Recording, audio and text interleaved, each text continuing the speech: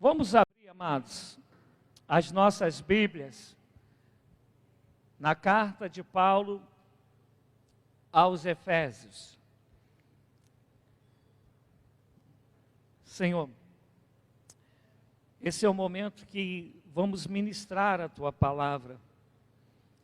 E eu quero que, segundo a graça e a sabedoria, a revelação do Espírito Santo, eu quero ser fiel ao Senhor e ser fiel à Sua igreja.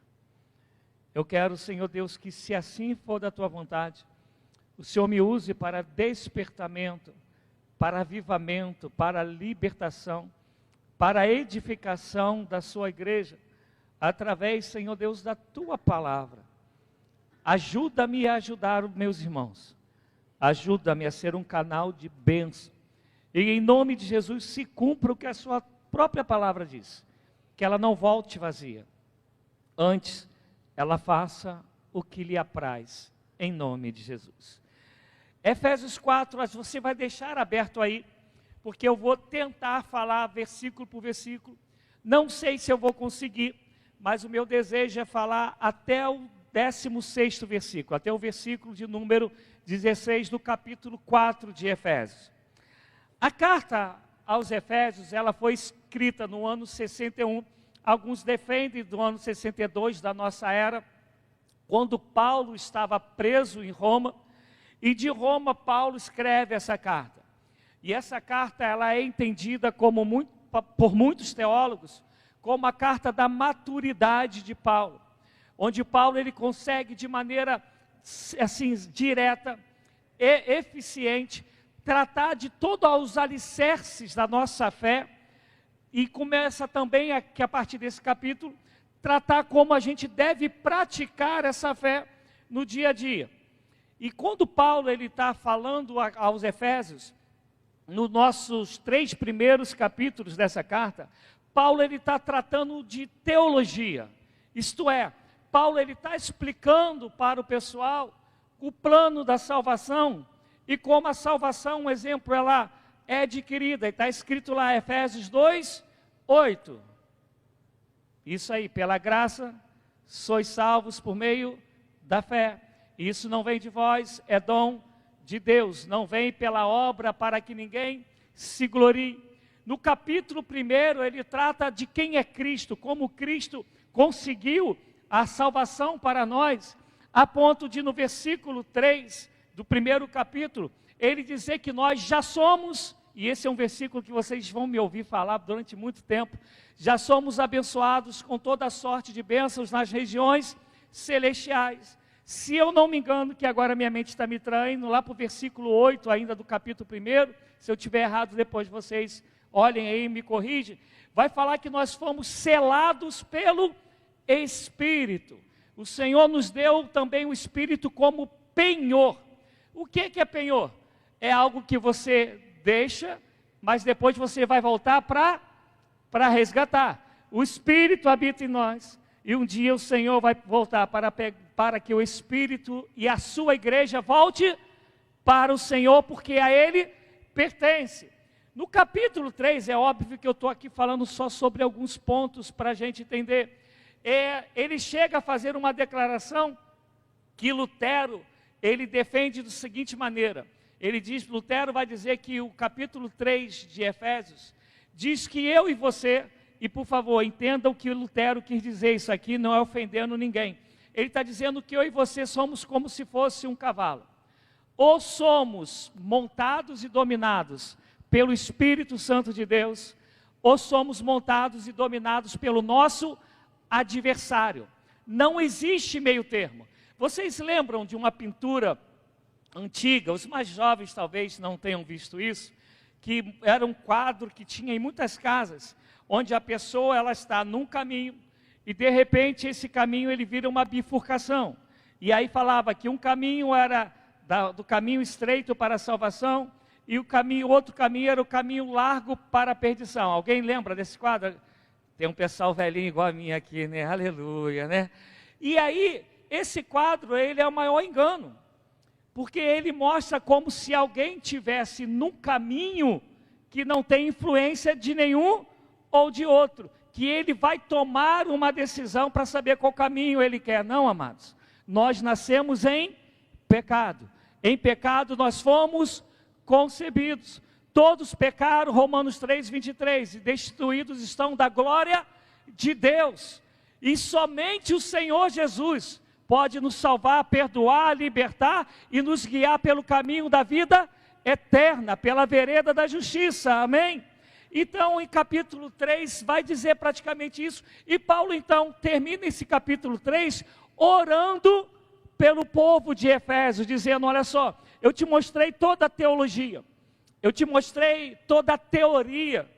A partir do capítulo 4, ele vai dizer: agora eu vou te levar, eu vou te mostrar como praticar tudo isso que você ouviu, toda essa teologia, todo esse ensino, toda essa instrução.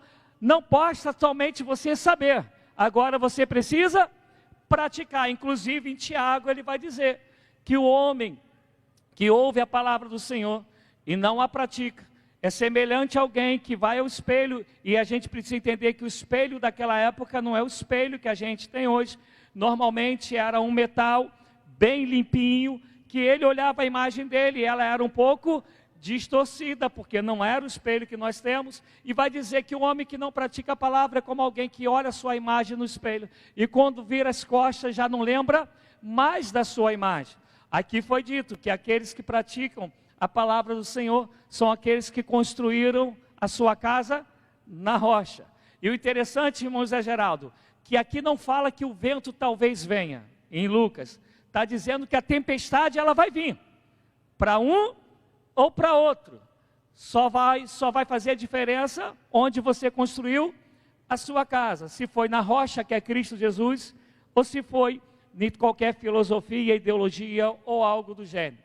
Quando nós chegamos no capítulo 4, que ele vai passar a nos falar sobre a prática, do versículo 1 ao versículo 16, que é o nosso tema de hoje, ele vai falar sobre unidade. Do versículo 17 em diante, ele vai falar sobre santidade. E o meu desejo é a gente hoje entender, e eu falo assim, daquilo que eu creio. Se você sair daqui entendendo o que eu desejo que o Senhor me dê graça para poder falar o teu coração, eu posso falar sem medo de errar daquilo que eu creio, que você vai sair daqui entendendo o propósito de Deus para a tua vida enquanto cristão.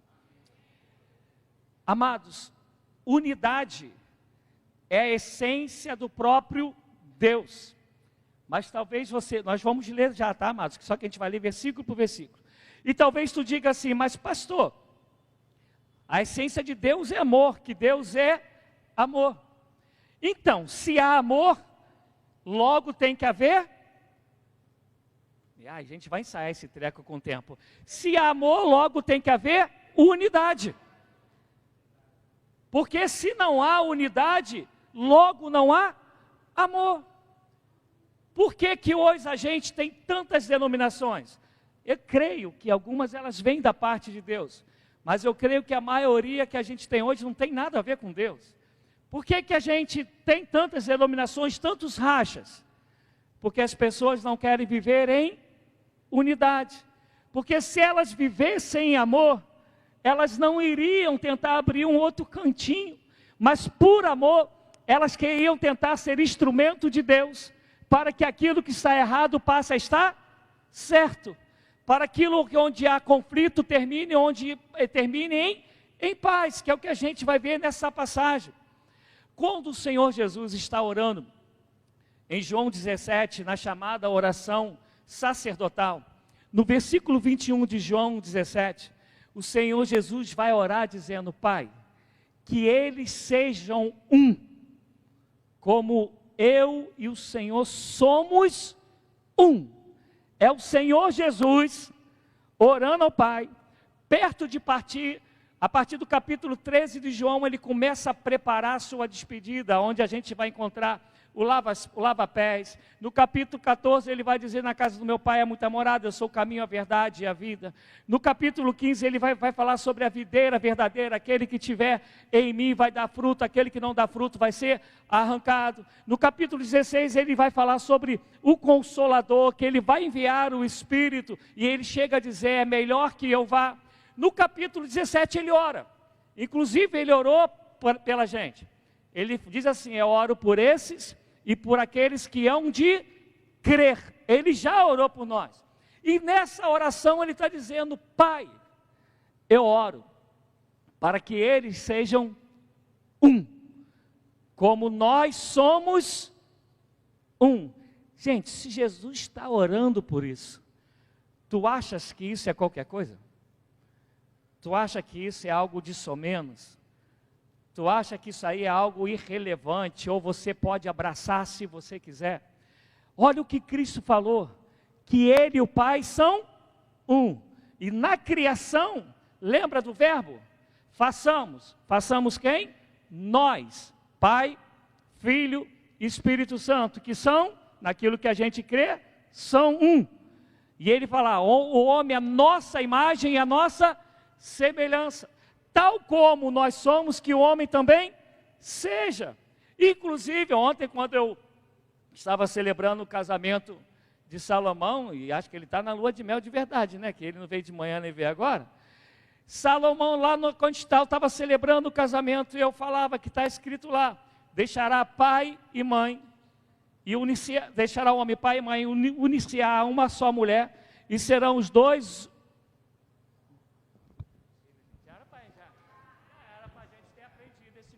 Né?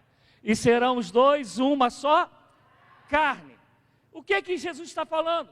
Esse povo que vai se unir, homem e mulher, e vai ser uma só carne, ele vai permear a terra com esse mesmo pensamento, com essa mesma essência. Tanto é que ele disse, crescei-vos e multiplicais, e povoai toda a terra. E qual a referência que ele está dando?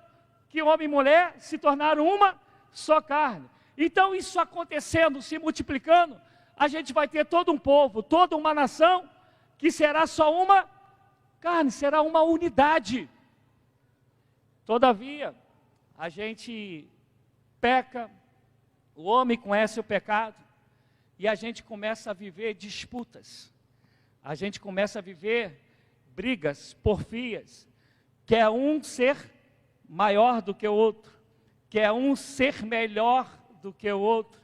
E eu pregando quinta-feira sobre ser manso, eu falei de 1 Coríntios 6, e aí a gente não dá tempo, senão não prego o que eu quero pregar hoje, mas eu quero te convidar, venha às quintas-feiras que eu estou pregando sobre bem-aventuranças, e leia 1 Coríntios 6 todos, você vai entender o que eu estou querendo dizer, mas vai dizer que, olha, se alguém te defraudou, para que não haja escândalo e para que haja unidade, por que você não pode sofrer o dano daquilo que você foi defraudado, para que haja paz, para que haja unidade?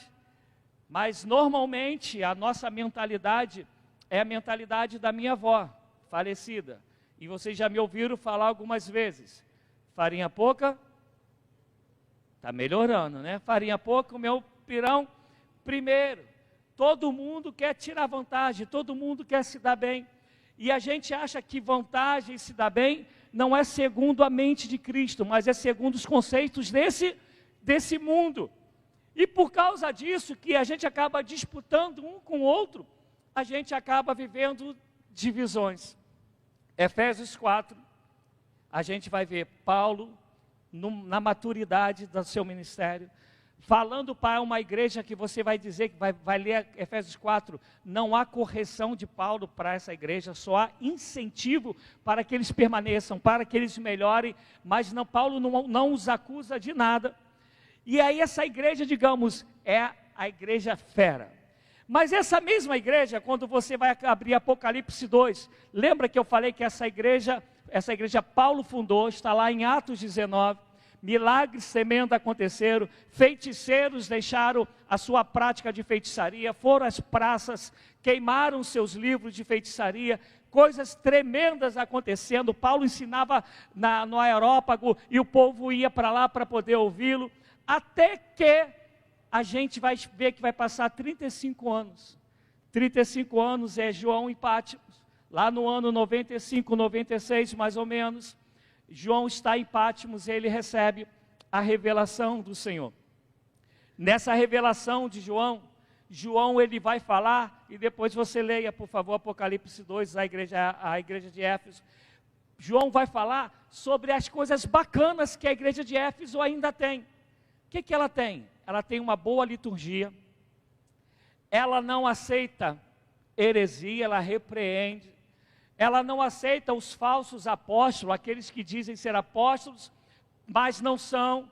É uma igreja que ela permanece nos 3 primeiros capítulos de Atos, que eu falei que é sobre o quê? A teologia, o ensinamento. Mas aí o Senhor Jesus vai falar, mas eu tenho algo contra você. E o que tem? Que deixastes o seu primeiro amor. Se não há amor, logo não há unidade. Se não há amor, não há manifestação total da graça de Deus. Por favor, escuta o que eu quero dizer para vocês.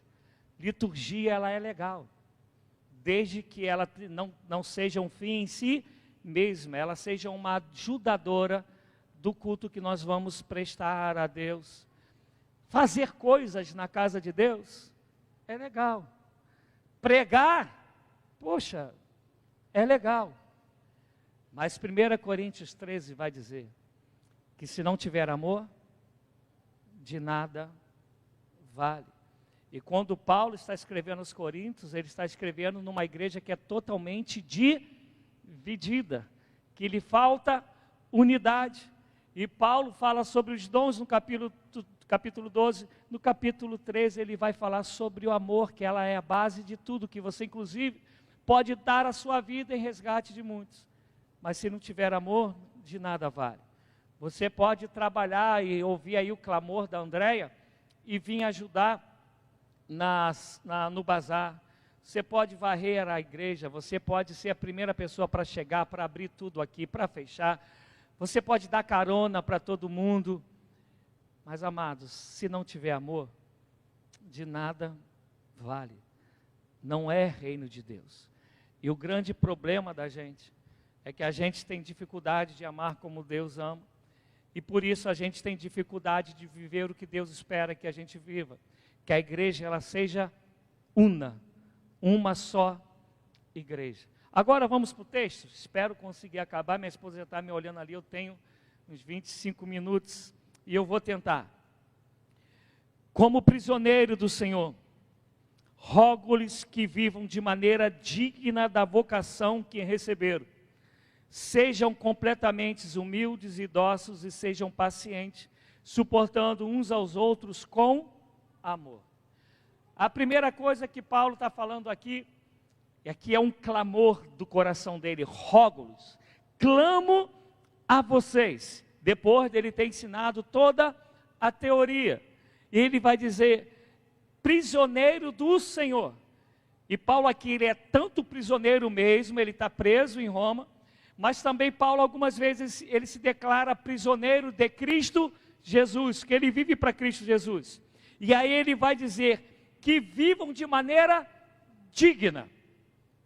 Normalmente, quando a gente pensa de um cristão viver de maneira digna, a gente pensa nos aspectos morais. Não vou adulterar, não vou roubar, não vou me prostituir. Óbvio que todo cristão tem que não fazer isso. Mas preste atenção que não é isso que está sendo dito aqui. O que Paulo está falando de maneira digna, ele vai dizer assim, ó, da vocação, ou no nosso linguajar mais atual, do chamado que nós recebemos. E aí ele vai falar sobre isso, ele vai falar, sejam completamente humildes. Você já viu uma pessoa realmente humilde, causando divisão? Já viram, gente? Não é que tem aparência de humildade não, mas a pessoa que é humilde mesmo. Aquela que vive, que Paulo vai ensinar que nós devemos achar sempre os outros superiores a nós mesmos. Vocês estão aqui, gente? Amém? Aleluia. Obrigado. Paulo vai dizer que devemos sempre achar os outros superiores a nós mesmos. Paulo está falando sobre uma falsa humildade? Não. O que Paulo está falando, quando você tiver um encontro com alguém, não ache que você é o dono da cocada preta. Não ache que você é o cara. Esteja sempre pronto a ouvir do outro, a compreender o outro. E quiçá, assim você fazendo, você pode ser bênção na vida do outro em algum momento que você perceber que ele precisa. Mas o arrogante, ele já chega achando que ele já sabe tudo, que é o dono da verdade, que tem as melhores respostas e não deixa o outro falar. Não deixa o outro ser quem ele foi chamado para ser. Porque o arrogante, ele abafa, ou pelo menos ele tem a intenção de abafar o outro, de menosprezar o outro, de diminuir o outro. Enquanto que o humilde, ele sempre tem um coração com desejo de valorizar o outro, de edificar o outro, de mostrar para o outro, quem é que seja esse outro, que ele é precioso para o Senhor e ele é precioso para nós também. Amém, amados? Quem é que seja, qualquer que seja esse outro. E é essa humildade que Jesus viveu. Filipenses 2, eu repito o que eu falei esses dias, sendo Deus, não teve como usurpação, como vanglória, como soberba, como prepotência, como arrogância, ser igual a Deus. Antes esvaziou-se, se tornou homem, se tornou escravo, morreu como maldito numa cruz, para poder valorizar a quem? A mim e a você. Porque o que Paulo está falando aqui, depois que a gente compreendeu toda a teoria, é o seguinte: olha agora para Jesus e seja como Ele. Há uma vocação, e a vocação aqui não é ser pastor, a vocação não é ser presbítero, não é ser diácono, a vocação digna é ser humilde. E aí ele continua dizendo, humildes e dóceis. Provérbios vai dizer que a palavra branda apazigua o furor, mas que a palavra dura suscita a ira. Eu não sei se vocês já tiveram alguma experiência. Eu venho de uma família assim bem pobre, eu morava em casa de barro até os meus 24 anos, 24 anos, por aí. E no terreno de que alguém nos prestou a gente, eu e meu pai fomos lá, construímos a casa de estuque. E quando a Alessandra foi lá na minha casa para me dar uma cantada, eu morava nessa casa, né, amor? E eu estava comendo, gente, eu sempre conto isso, mas toda a família está acostumada a ouvir isso. Eu comendo macarrão com salsicha. E eu perguntei se ela queria, ela aceitou. Dorme com esse barulho, a comida lá contadinha, ela aceitou. E eu morava nessa casa, e como é casa de barro, logo ela não tinha muro. E minha irmã namorava um determinado rapaz, e a porta da minha casa de madeira, e tinha aquela janelinha na porta, que eu sabia o nome do verbo agora, eu esqueci, né? Aquelas portas de madeira antiga que tinham uma janelinha. E aí esse rapaz, ele estava muito injuriado com a minha irmã, e ele estava socando a porta, e eu lembro que eu estava orando, e todo mundo dentro de casa chateado, nervoso.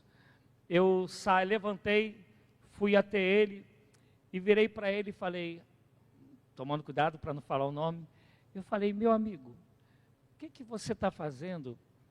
Vai fazer você colher o que de bom? Qual é o lugar bom que essa tua postura vai te levar? E aí eu dei um abraço nele, ele todo nervosão e foi ficando assim, mansinho. Saímos, sentamos, a gente tinha uma mangueira com uma pedra enorme na mangueira, sentamos ali na mangueira, ficamos conversando, dali fomos para o campo, e aí, pronto, acabou toda aquela ira. Uma das grandes dificuldades que o ser humano tem é de conseguir ser dócil. E normalmente quando a gente é dócil, a gente é chamado de bobo. E aí, lamentavelmente, a gente é chamado de bobo, a gente acha isso ruim, porque quem está falando que a gente é bobo é alguém que não tem a mente de Cristo. E a gente acaba dando ouvido a alguém que não tem a mente de Cristo, porque esse alguém nos chamou de bobo porque nós estamos sendo dóceis, mansos. E aí a gente valoriza mais o que o outro disse, do que o que Cristo nos chamou para ser. A vocação com a qual nós fomos chamados. Isaías 53, falando sobre o Senhor Jesus, vai dizer que ele, como cordeiro morto, foi levado até o matadouro, como cordeiro mudo. Ele não abriu a sua boca. Quando ele abre a boca lá, ele falou assim: Pai, perdoai porque eles não sabem o que fazem. Ah, mas você vai dizer, mas aí é Jesus. E a gente vai lembrar de Pedro, que hoje o bispo falou pra caramba do Pedro. Pedro era tranquilão, né? Mansinho, tranquilo, não era? Meu Deus, Pedro não conseguia ficar quieto nunca. Pedro quer falar sempre, Pedro quer construir tenda, Pedro quer andar no mar, Pedro quer tudo. Mas, quando ele se converte de verdade, e Pedro, ele vai ser morto, diz a palavra, diz a história, e Flávio Joséfo, que é um escritor, um historiador não cristão, judeu, da época de João, ele vai escrever que Pedro falou assim, me crucifique de cabeça para baixo, porque eu não sou digno de morrer como o meu Senhor. O único momento que ele abre a boca é para falar assim, eu não posso morrer como o meu Salvador. Mas a gente lembra que Pedro falava pra caramba, a beça, tinha a espada para cortar a orelha de soldado, mas quando ele vai aprendendo do Senhor, ele se torna alguém dócil. E João? João era chamado de quê? Quem lembra? Filho do trovão. Aí a gente vai ler as cartas, o Evangelho e as cartas de João, ele vira o discípulo do amor. Olha só como Deus faz, como de fato quando a gente se rende ao Senhor e quer viver segundo a vocação que nós fomos chamados.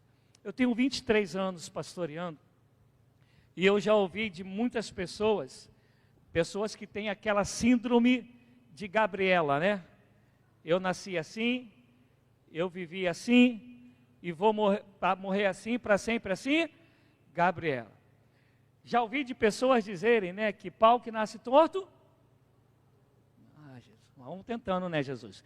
Pau que nasce torto, morre torto. Eu costumo dizer que Jesus é o melhor carpinteiro que existe, e ele pega o pau e deixa ele certinho, ele pega a maneira e deixa no nível correto, porque o nosso Deus não falha, não erra, todo o poder está nas mãos dele. Ele é o olheiro que quer trabalhar no vaso, ele molda a massa e faz segundo a sua vontade para a honra e glória dele. Amém, amados? Mas a Bíblia nos ensina que nós que temos que estar sujeitos a isso, nós que temos que falar para o Senhor, eu quero viver assim. Agora pensa, você vivendo com alguém que é humilde e dócil. Paulo, quando vai escrever a Timóteo, vai dizer, seja puro no trato. Quando for tratar as pessoas, trate com pureza. Agora, te imagina, tu vivendo com alguém assim. O que essa pessoa vai ser para você? Alguém que faz com que você se afaste dela, ou alguém que faz com que você seja atraído para estar perto dela?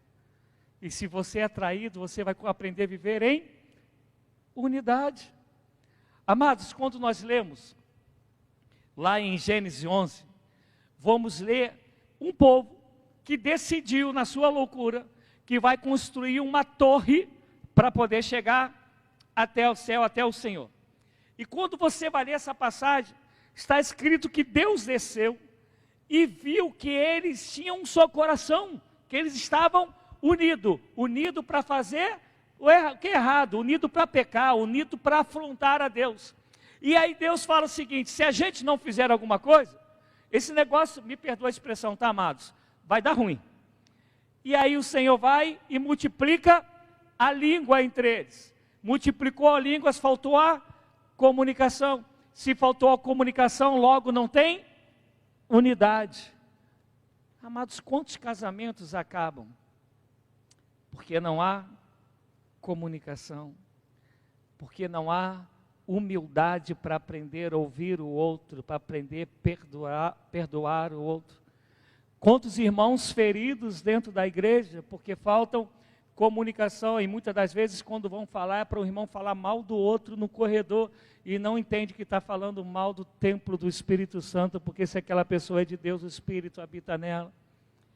Mas diferente da Torre de Babel, de Gênesis 11, quando você vai para Atos 2, já conhecido como a festa dos Pentecostes, você vai lembrar que quando o Espírito é derramado sobre o povo, vai dizer que todos se comunicavam mesmo tendo línguas diferentes, idiomas diferentes. Aquilo que um dia foi dividido, o Espírito Santo é derramado para unir de novo, para fazer a igreja ser una.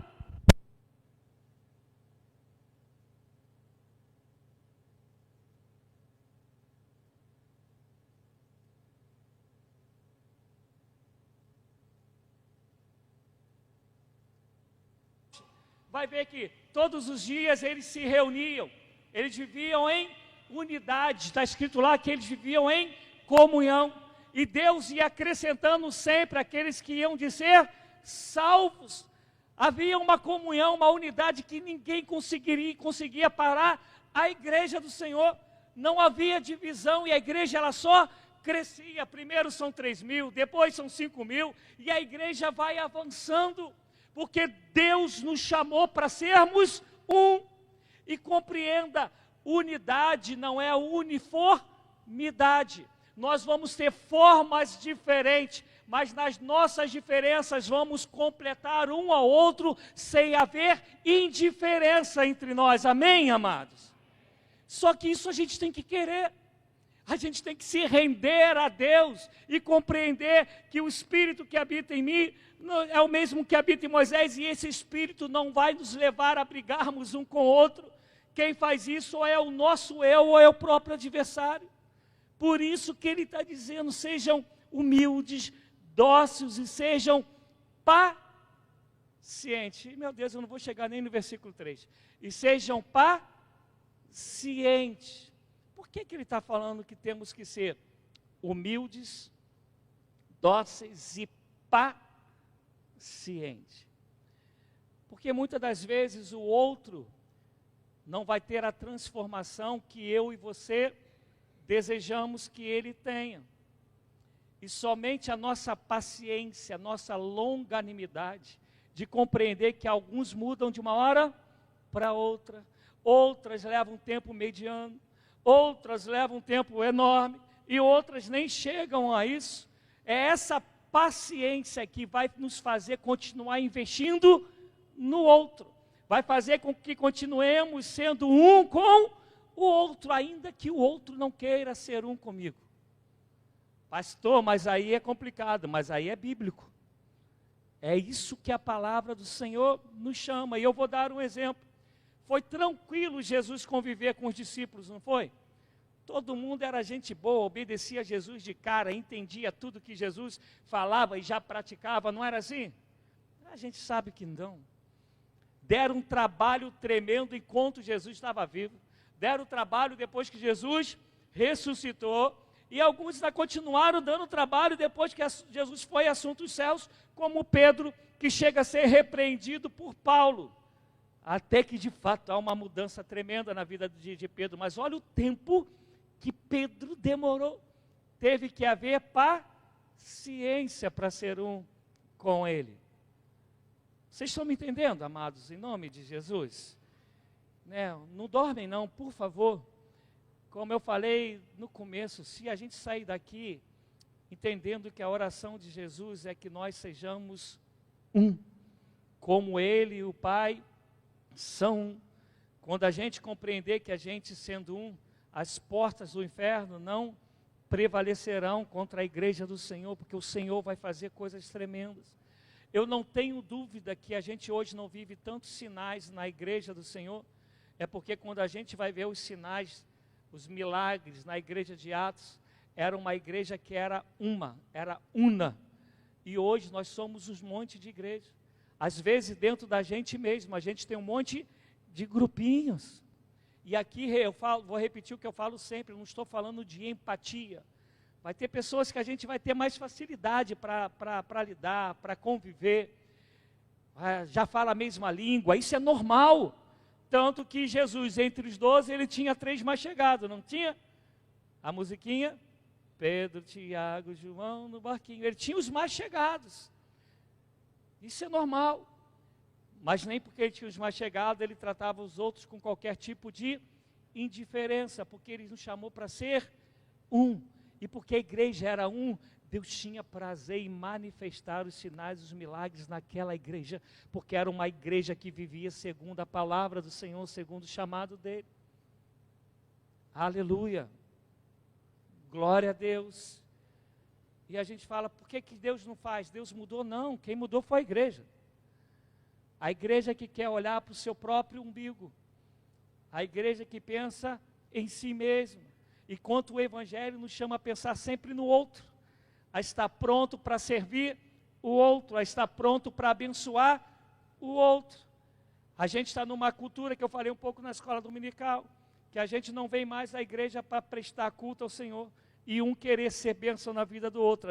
Cada um chega aqui para querer buscar a sua bênção, uma coisa louca, que tem um montão de gente que está alimentando isso aí.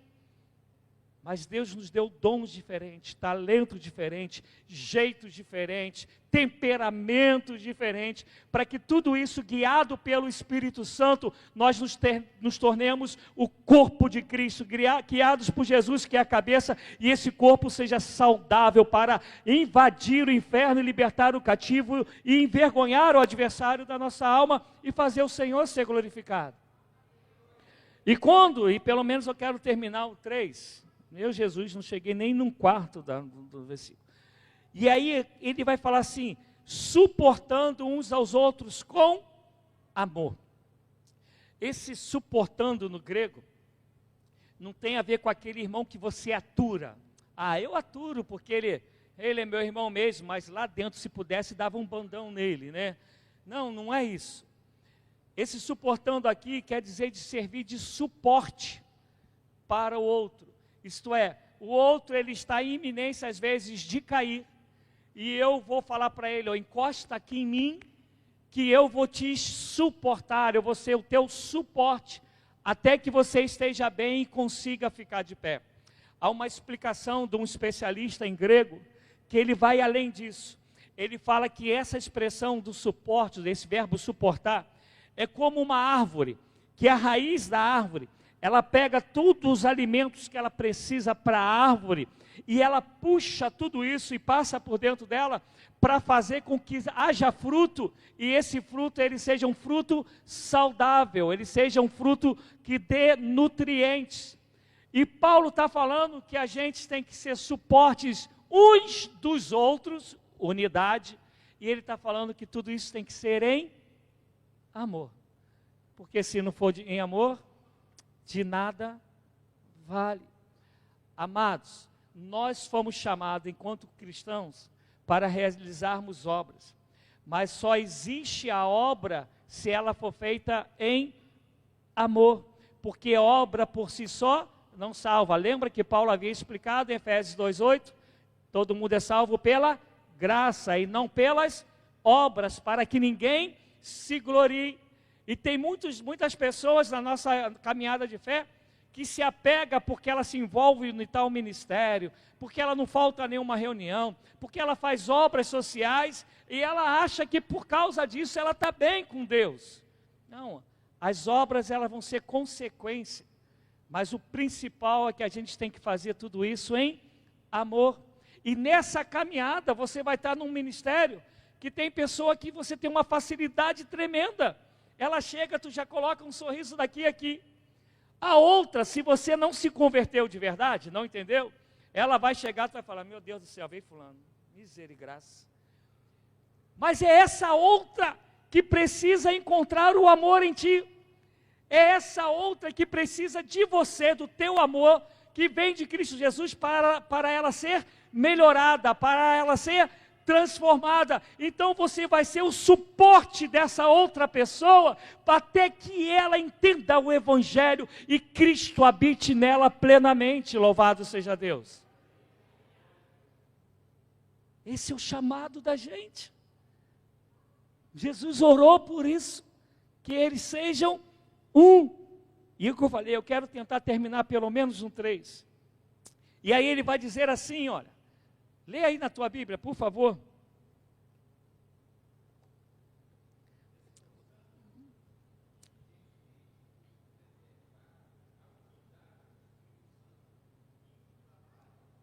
Ele está falando que tem que haver um esforço.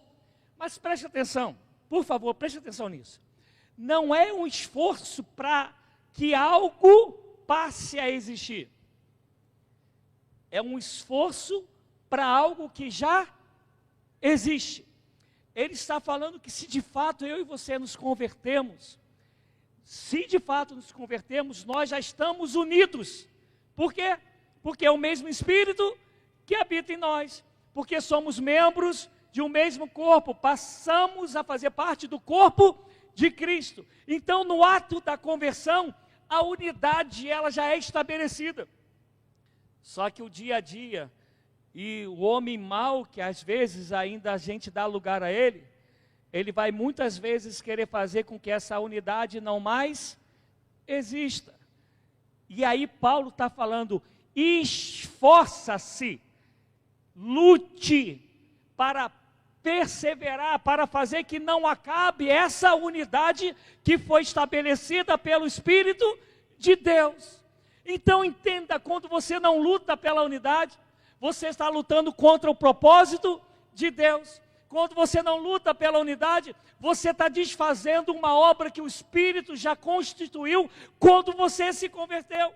Quando você não luta pela unidade, você está separando aquilo que o Senhor, pelo Espírito Santo, uniu. Duvidam, glória a Deus agora. Isso é muito sério, porque o Senhor Jesus orou para que eles sejam um, como nós somos um, como eu e o Pai somos um. E olha que ele termina falando sobre o vínculo de paz. E aqui eu vou terminar. Semana que vem a gente vai continuar, amém? Eu vou terminar. A paz aqui, esse vínculo da paz, quer dizer o cessar de um conflito, o cessar de uma guerra. É como alguém que, entendendo a unidade, vivendo o amor de Deus, vai estabelecer uma ponte para alguém que está em conflito um com o outro. É alguém que chega numa situação onde há fofoca, onde tem disse-me-disse, onde alguém maquina o mal contra o outro, ou há qualquer outro tipo de discussão. Esse homem de Deus, essa mulher de Deus, chega, e sendo essa pessoa que é o suporte, que está perseverando para que haja unidade, vai ser uma ponte para que o que está em guerra, a guerra cesse e seja estabelecida a paz. Porque na verdadeira unidade existe a paz que excede a todo entendimento. Porque a gente tem uma ilusão quando Jesus fala em João, vos dou a paz, vos deixo a paz que eu vou lá dou, não a dou como a que o mundo dá. Normalmente e essa paz existe, a gente pensa que é a paz só dentro de nós, e ela é real. Mas você vai reparar que está tudo no plural. Vos deixo a paz, vos dou a paz. Ele está falando dessa paz que ela tem que existir no convívio, no relacionamento. Agora pensa, se você é dócil, é humilde, se você vai ser instrumento de suporte, esse suporte bíblico para a vida do outro, se você vai ser alguém que é usado como instrumento para estabelecer a paz, para acabar com a guerra, para acabar com o conflito, e se você vai fazer tudo isso em amor, tem como a comunidade onde você está inserido dar errada? Vou perguntar de novo, gente, foi uma pergunta mesmo, não é retórica não. Tem como a comunidade onde você está inserido dar errada? Não tem. Então Jesus errou nos seus pensamentos, nos seus planos? Não, amado. Ele sabe o que ele fez. O nosso problema é que o nosso eu fala muito mais alto do que uma rendição à vontade de Deus, que é boa, perfeita e agradável. O nosso problema é que a gente ainda traz a lei do Gerson, a gente quer tirar a vantagem em tudo e não compreende que essa vantagem é a maior desvantagem que existe, porque você vai contra a vontade do Senhor, você vai contra o propósito de Deus. É por isso que a gente continua se dividindo e nunca multiplica. Você sabia que o Espírito Santo está entre as três cidades do Brasil com o maior número de evangélicos do Brasil? Amazônia, se eu não me engano, Rondônia e o Espírito Santo. Está entre as 3 cidades de maior número de evangélicos. Então a gente tinha que entender que já que o Espírito Santo, em termos de número, comparando da onde eu vim, não é tão grande, a unidade ela tinha que ser uma marca entre os moradores da cidade de Cachoeiro e entre o estado do Espírito Santo, amém? Falando de uma lógica. Só que ser evangélico é uma coisa, ser discípulo de Jesus é outra. Ter o nome no hall de membros é uma coisa, querer pisar nos passos de Jesus é uma outra coisa. Ser dizimista fiel é uma coisa. Ter amor em tudo que vive e faz segundo o amor de Cristo é uma outra coisa. E meu desejo, e eu tenho pregado sobre unidade há pelo menos umas 2 décadas, porque eu entendo que esse é o maior sonho do coração de Deus, e toda a história, ela mostra que é só na unidade que Deus faz coisas tremendas. Eu falei que eu ia terminar, mas me permita só contar uma história, que ela veio na minha mente agora. No século XVIII, no ano de 1716, começa uma perseguição em toda a Europa, por causa de um papa, contra os cristãos evangélicos, contra os protestantes. E esse povo, eles começam a fugir, o povo começa a fugir, e esse povo vai para a Alemanha, e vai parar numa terra enorme, numa fazenda, de um homem chamado Zinzendorf. E esse homem, ele abre a sua casa, a sua fazenda, a sua terra, para receber os cristãos que estão fugindo. Só que tinha cristão de um montão de tipo de denominação, esse treco que a gente criou, né, chamado denominação. E por causa da denominação, preste atenção, o povo que está fugido, que recebeu guarita, recebeu um espaço para viver, para morar, eles começam a ter discussões entre eles, briga entre eles, de qual doutrina que está certa, de quem é o que está correto, o outro está errado. Não, a minha doutrina aqui é a doutrina certa, a minha maneira de ver é certa, a tua está errada, e brigavam por causa disso. E Zinzendorf um dia conta a história, que ele pega a Bíblia e fala, hoje eu vou pregar. E ele prega em 1 Coríntios 13, pegando também um pedaço de Romanos, e vai dizer que a igreja só pode existir se for em amor. E ele começa a pregar, há um mover de Deus tremendo naquele lugar, e o povo começa a se quebrantar, o povo começa a se prostrar no chão, e há um avivamento, é chamado do avivamento morável. Esse mesmo morávios que influenciaram John Wesley, quando John Wesley estava no barco, voltando da missão, que o barco ia para lá e para cá, e ele cheio de medo de morrer, e os morávios estavam lá cantando, e John Wesley fala, eu fui pregar para o pessoal nos Estados Unidos, mas quem vai pregar para mim, quem que vai me salvar?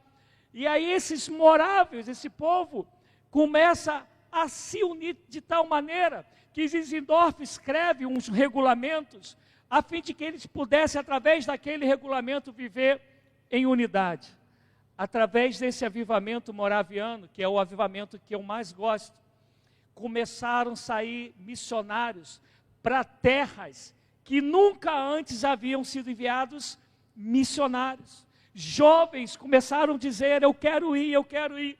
E tem uma história que é linda, que 2 jovens, 21 e 22 anos, tinham seu emprego. Eles abrem mão do seu emprego porque eles ouviram que tinha uma ilha de um inglês, que ele tinha, não lembro agora o número, mas ele tinha um montão de escravos, se eu não me engano 3.000, mas eu posso estar errado. E eles querem ir para lá pregar o evangelho. E esse dono do barco, o dono da ilha, e fala assim, não, eu não vou levar ninguém no meu barco para poder pregar o evangelho.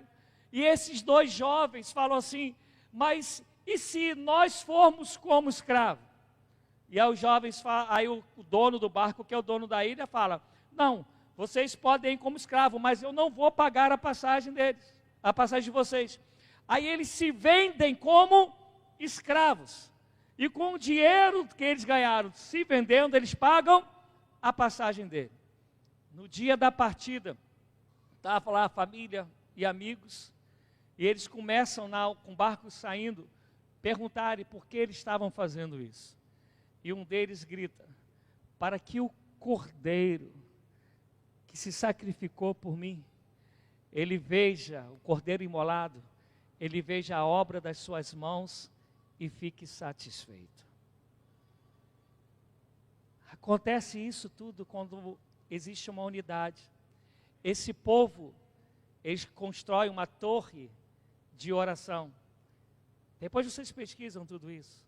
Sabe quantos anos durou essa torre de oração? 100 anos. 100 anos. De geração a geração. Nunca ficava sem ter alguém lá para orar. Eram todos os dias. Havia dias que o frio era muito grande, que a neve era grande, que vinha na cintura deles. E ainda assim, eles caminhavam até a torre para substituir quem estava lá. 24 horas, um homem, 24 horas, uma mulher, e assim durou 100 anos. Só há avivamento se houver arrependimento de pecados e se houver unidade. Sem unidade, não há reino, porque um reino dividido não subsiste. Que o Senhor te abençoe, em nome de Jesus. Temos música para cantar?